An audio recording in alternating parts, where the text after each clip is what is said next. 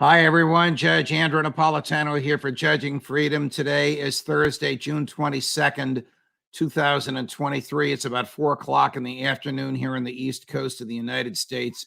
Lieutenant Colonel Daniel Davis will be with us in just a moment. Why is it that most Americans really think the Ukraine offensive is prevailing? Because the government lies. Right after this. When it comes to carrying valuables or even firearms in your vehicle, most people feel they have to choose between safety and convenience. A vehicle break-in occurs every 36 seconds in America. The headrest safe gives you the power to store cash, jewelry, medication, and yes, even your concealed carry firearm. You'll never have to worry about taking your valuables with you again. Keep them safe with the headrest safe. Use promo code JUDGENAP and enjoy $50 off for a limited time at theheadrestsafe.com. Colonel, welcome here. Thank you very much for your time. You're so much appreciated by our audience and by me. Why does there seem to be almost a campaign of deception by American retired military personnel, official American military government spokespersons, and even the media to delude the public into believing that somehow Ukraine is going to prevail in its offensive to push the Russians entirely out of Ukraine, and even, if you listen to one of your former colleagues, General Hodges, out of Crimea? Well, this is actually just the perpetuation of a long-standing performance, if you will, because, I railed against this for a decade during the Iraq and Iran wars. I was quite vocal about a lot of the deception and the lies that were being told during the Afghanistan campaign, all the way up through to the end, and including by the architects of this thing in the aftermath, trying to explain it away. Still always avoiding any culpability for the disaster that they performed. And now you see the same thing continue to go on without pause. People are talking about at our government level, in some of the media and in among some of the retired air generals, that this is the way we want it to be. This is the outcome we prefer. It's called information operations. And you want to carve the target audience into thinking the way that you want them to. But the problem is with that, it's one thing to have a narrative. It's a second thing to actually say this is black when it's actually white. And that's where we are. And I don't know, it seems like we just can't escape it. And we keep doing the same things over and over, especially in cases, as we talked about the last time we were together, when it's patently obvious that the things that they're claiming are simply not true, and yet they stick to it. It's really disturbing. Here's General Petraeus. I know you've seen it and the public has seen it, but I want it to get under your skin. You're such a gentleman, but I'd like it to get under your skin a little bit, Colonel. General Petraeus, this is about 2.5 weeks ago on June 6th, basically saying the Ukrainians have what they need. The Russians don't have what they need, and the Ukrainians are going to prevail. Take a listen. I think that the Ukrainians are very much ready for this. They'll be very distinctive because they will be employing Western tanks, Western infantry fighting vehicles, in large measure for the first time in this war, certainly in this number. I think the Russians will prove to be more brittle than the expectation is. Keep in mind, these units have been in combat for over a year, many of them. They have not been pulled offline to reconstitute by having forces replaced, equipment replaced and repaired, and then doing training before they go back. They just get individual replacements to fill the gap. They're not well trained, they're not well equipped, they're not well led. And I think that these Ukrainian forces, which are well trained, are well equipped, are going to break through. And then you might see a real dynamism to the battlefield that could give real opportunities to the Ukrainians to exploit. Where does he get this from, Colonel? Wow, a real dynamism. Right. And Ukrainians are well-tread, well-led, well-equipped. Okay, even their president doesn't agree with that. And the Russians are not well-trained, not well-equipped, and not well-led?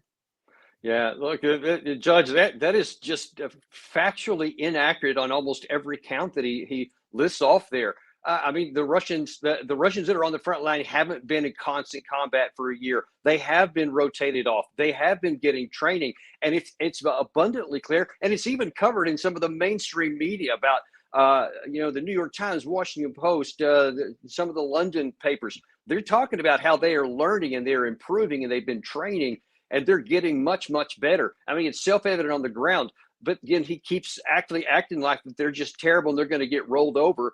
And then the Ukraine side, which is really even stranger, that he's basically suggesting that after a few weeks, or in some cases a few months of training, that somehow they're going to be performing like NATO trained troops would, who have been, careers or many years training, is just bizarre. I mean, there's no better way to put it than that. And now that you're seeing on the battlefield play out that what he said was nonsense, because none of those things he said is coming to pass. How far east have the Ukrainians moved, if at all, since they started their offensive 3 weeks ago, Colonel? They had dug about 7 kilometers deep into the Russian security zone, which is before the first main belt. After, I believe it's 18 days, today was the 18th day. And literally just hours ago, they actually made their first push that reached the first belt of the Russian defense. But it was a bloody disaster. They tried to do it at night. They were actually unloading large numbers of infantrymen in trucks and pickup trucks because so many of their armored vehicles are getting burned, and they're trying to infiltrate them in. Well, that will get them up to the front line. But the problem is now that they're exposed and they are just getting slaughtered in large numbers. And even though they made it to the front line, they have still not penetrated it anywhere. And Russia brought in its aviation as expected and just crushed that leading element, and they have pushed them back to where they started from today. So it's not far at all. You said they haven't reached the third belt. So there are 3 belts of defenses, and the Ukrainians haven't even gotten, I may have misspoken when I said third. They haven't even gotten to the first one yet. That's correct. There's at least 3. Some areas there's 5 in some of the more critical areas that Russia deems of significant importance. They've got 5. And we're talking 20, 30 kilometers in depth. And they just now in one place on the front reached the first one. And they haven't penetrated it yet. So, and that's after nearly 3 weeks. And historically speaking, if you can't even break through one layer of the enemy's defense after all that, and of course, they started off with their elite 47th Mechanized Brigade, which had all the NATO kit, all the NATO training, and was just hit into a buzzsaw, didn't gain anything. That really tells you that there's not much chance for them to even penetrate much further in there, and before they start losing even all their striking power. I want to raise your blood pressure again, Colonel. Forgive me. This is General Ben Hodges, retired 4-star, former commander-in-chief of all American forces in Europe. And what he says to me is just incredible, but I'm not a military guy. I want you to comment on it. Take a listen, please. Ukraine needs long-range precision weapons, and I'm very frustrated that our administration has so far refused to provide the ATACMS and other long-range precision weapons, which would help Ukraine hit Russian targets in Crimea. Because at the end of the day, Crimea is the decisive terrain. As long as Russia occupies Crimea, Ukraine will never be safe, and Ukraine will never be able to rebuild its economy. So Crimea is the decisive terrain. And if the U.S. would provide these long-range weapons to Ukraine, then the Russians would have to begin to leave Crimea. I got to editorialize. It's inconceivable to me any circumstances under which the Russians would leave Crimea. Well, they're not going to, and it's, I mean, something close to, again, sorry for the same word, bizarre, that this person who's supposed to have been so much experienced in combined arms operations and maneuver warfare thinks that just the acquisition of long-range missiles is somehow going to change the dynamic.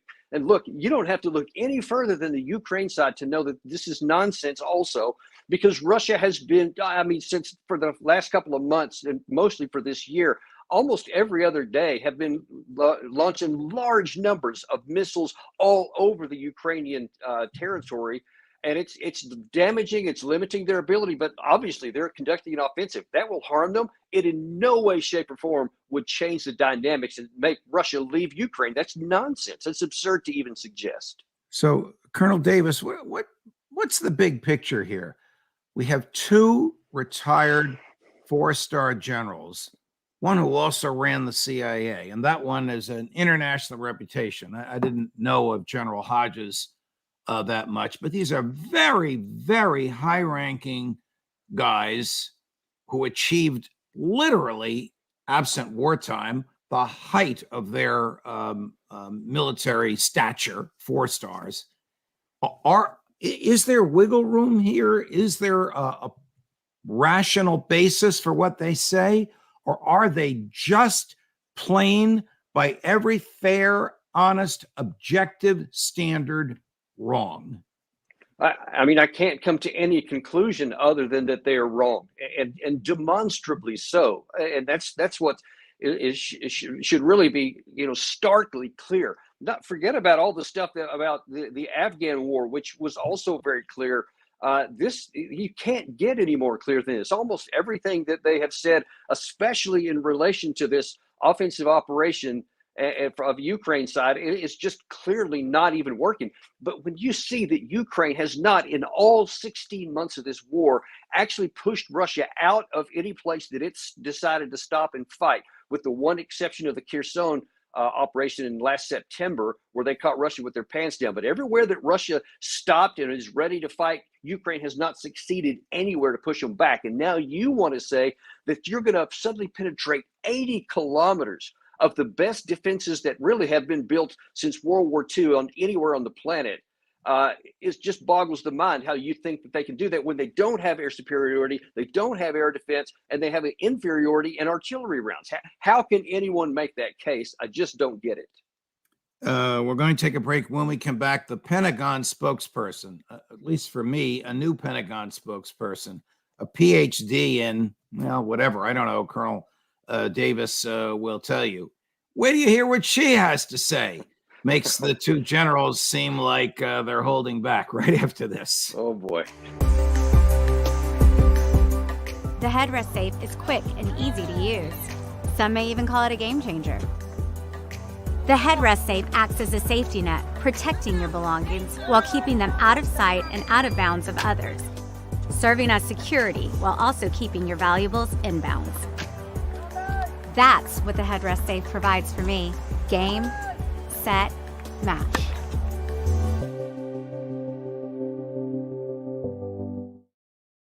Before we get to Dr. Singh, the, at least to me, relatively new spokesperson for the Defense Department, I think that General, you're still with us, Colonel Davis. There you go. We lost you for a second. These things happen. Before we get to Dr. Singh, I think that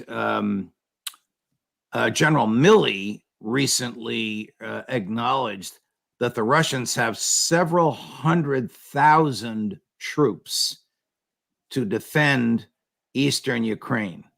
How many troops, as best you know from public sources or your sources, does Ukraine have?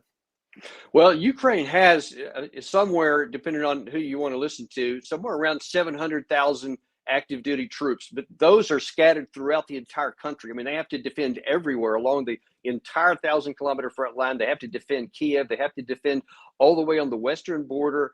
Also against any penetration that Russia may come in from Belarus if they come back that direction again. So they're mainly on the defense. For this offensive operation, though, they have, at least according to General Hodges, they allocated about 12 combat brigades. Some say 20 combat brigades, and that's about 30 to 50,000, depending on how that goes. So at best, it's 50,000 from before they started, and certainly it's a lot less than that now. So here we go again. You've told us, Colonel Schaefer has told us, Colonel McGregor has told us, even the intelligence guys have told us, you want to win an offensive, you got to be at least 2 and probably 3 to 1. That is the advantage of the team conducting the offensive. Not only are the Ukrainians not 2 or 3 to 1, it's about 1 to 10. Them the 1 and the Russians the 10. that tells me that the offensive is not driven by military necessity or even acceptability. It's driven by politics. Well, look, according to what we've been able to piece together from public sources, Ukraine's offensive last November, which was led by Zelensky, got between 8 to 10 to 1 advantage over the Russians in that northern part. And that's why they had success at that point. Zelensky recognizes the deficiencies he's got now, and he recommended against this offensive to wait until maybe the fall when they had more air power and possibly longer range missiles. They didn't listen to him, and it appears that they made a political decision and found a general that was willing to try to do it.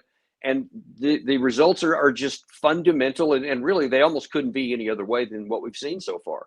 Here's Dr. Singh, as promised, the relatively new Defense Department spokesperson, with the DoD's take on the likely support that Ukraine has, equipment that Ukraine has, and the likely outcome of this offensive. I think our assessments have been pretty clear from the beginning. I think, we know, as you continue to see the fight, that it continued to move to the east. It's become more of a grinding battle every day. You saw that in Bakhmut.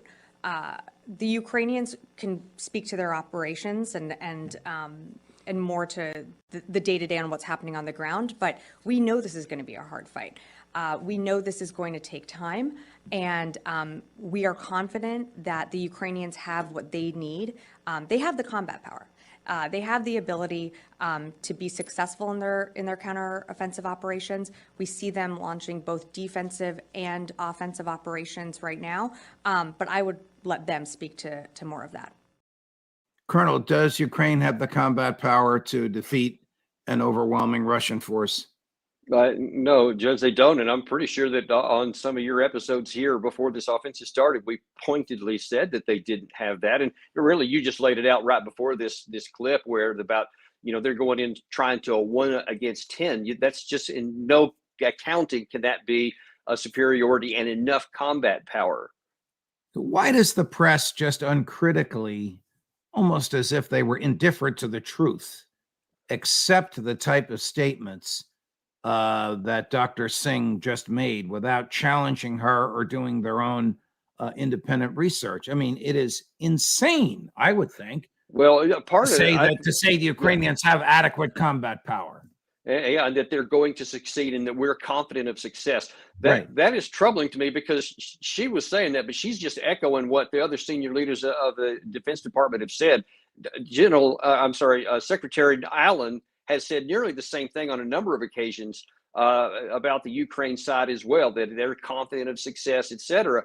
But that really exposes, Judge, one of two problematic issues. And I don't know which one's worse. One is they actually don't know what they're talking about, and they actually believe what they're saying. And they think that, wow, because we gave them NATO tanks, they're going to have NATO capacity. I don't know if that's the truth or if they're just, again, trying to say, hey, this is what we want to be true, so we're going to say it. Maybe it'll become so oblivious to what's actually happening. But if it's the first one, Judge, that's troubling, because if they think that this is actually going to work, these are the same people who are going to be in charge of our national defense if, God willing, God forbid, we should ever have to fight, a major war against Russia, against China, North Korea, whoever.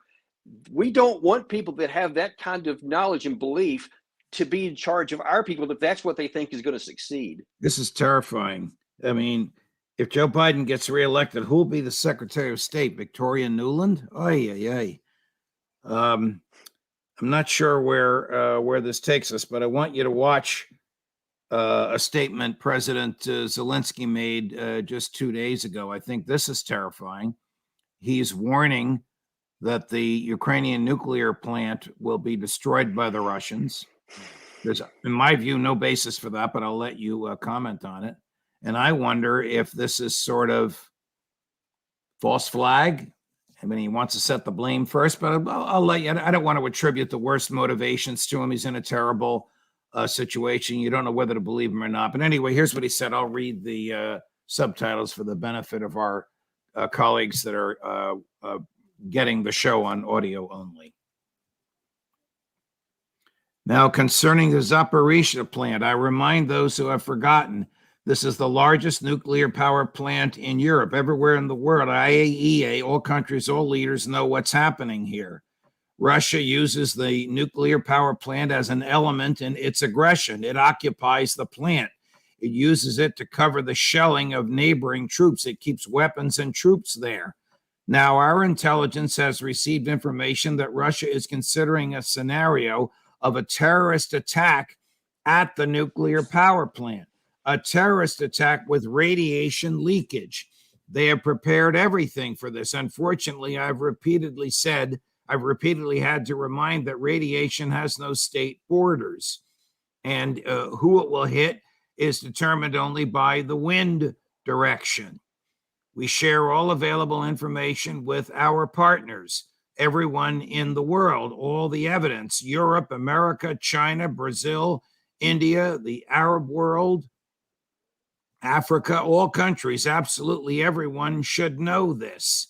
International organizations, absolutely everyone. There should never be any terrorist attacks on nuclear power plants anywhere. This time it should not be like with Kakhovka. The world has been warned, so the world can and must act. Glory to Ukraine. Well, look, Judge, I mean, like anything that ever happens, I mean, probably nobody knows this better than you, is all the courtroom drama that you've ever seen over your entire career. You always got to look at what's the motivation of the person alleged to do something here. And Russia has everything to lose by such a thing. I mean, they're trying to capture this territory for Russians and try to make it part of the Russian Federation. What possible sense does it make to cause a nuclear disaster like Chernobyl when it's going to contaminate all the territory they're trying to fight over right now? And the other thing is they possess it right now, as Zelensky oddly did concede. Why would they send something like that when they already have possession of it? The concern I have is that I don't know if Zelensky is just doing it to try to scare people and trying to scare people in all these countries that he mentioned to try and support his side better because they're afraid of what might happen. I don't know if he's trying to set up a false flag. It's always a dicey game, and I don't have enough information to say that. All I can say is that it's just inconceivable that Russia would do it because they would lose everything and gain nothing. Wow. And of course, if the Ukrainians did it, it would terrify the West. And I guess his hope would be that NATO forces would directly enter the conflict, something he's been lobbying for a year and a half now. He has. Well, we'll see where it goes. Last thing we need to do. The worst thing in America is to be joined on that. How do you think this ends? Your colleague, Colonel McGregor, emailed me and said he thinks it ends when a Ukrainian commander surrenders to a Russian commander, because there'll be no Ukrainian government left to surrender. They'll either be dead or gone. Well, I certainly hope it doesn't come to that, because the loss of life and the devastation would be so much more than what we've even experienced so far. And I grieve badly for the Ukrainian people and all the soldiers that are having to fight a losing battle like this. In the piece that I wrote for 1945 that you cited earlier, I recommended that the Ukrainians to stop the offensive and go on the defensive now and start building more combat power and more defensive positions to keep that very thing from happening. But if they keep going, then I'm afraid that they're not going to have a defensive position. And the risk is going to be that Russia then now comes in and conquers much more territory. And then they end up dictating terms of negotiated surrender. Colonel Daniel Davis, always a pleasure, my dear friend. Thank you very much for joining us. Thanks, Judge. If you like what you saw, and I suspect you did, like, subscribe, and tell a friend. Tomorrow, Friday, Jack Devine, the guys you love to hate, followed by Colonel McGregor, one right after the other. Jack at 1:30 p.m. Eastern, Colonel McGregor at 2:30 p.m. Eastern. Or as we get it, Judge Napolitano for Judging Freedom. You want to feel safe in your vehicle. With access to your firearm that's both secure and convenient, the headrest safe keeps your firearm where you can access it and no one else can. It starts at theheadrestsafe.com.